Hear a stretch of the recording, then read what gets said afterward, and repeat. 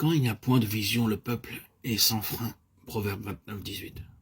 Ce verset pourrait être traduit comme suit. Quand il n'y a point de vision, le peuple périt, dépérit, se perd, ou encore est anéanti. Peu importe la traduction, la vérité demeure. Là où il n'y a pas de vision, le peuple court à sa perte. Cela est largement et clairement illustré à travers toute la parole de Dieu.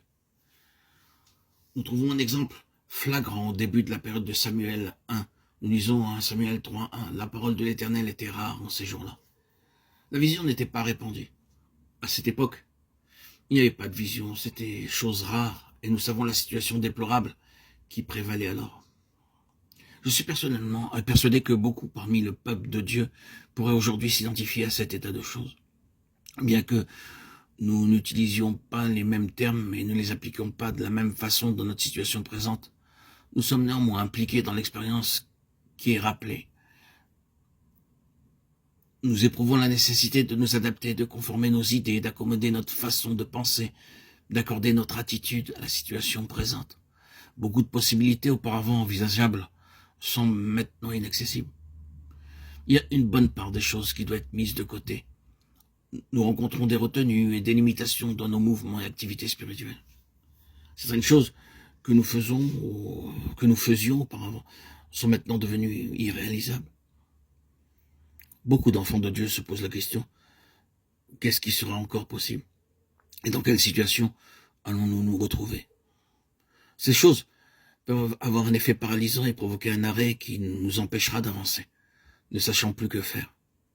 Le pire de tout cela serait que nous ne voyions pas d'issue et ne percevions aucune solution.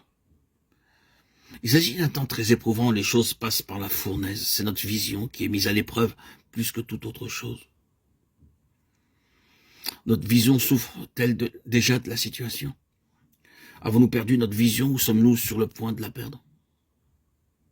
Sommes-nous anéantis, perdus? Nous retrouvons-nous sans force de cohésion, sans conviction, ni assurance quant au but qui est en vue? Périssons-nous déjà? Sommes-nous égarés quant à notre œuvre, notre appel, ne sachant plus où nous devrions être? Car par rapport aux choses spirituelles et au royaume de Dieu, que nous devrions nous poser ces questions. Ce qui va décider de l'issue finale et du résultat, c'est la vision.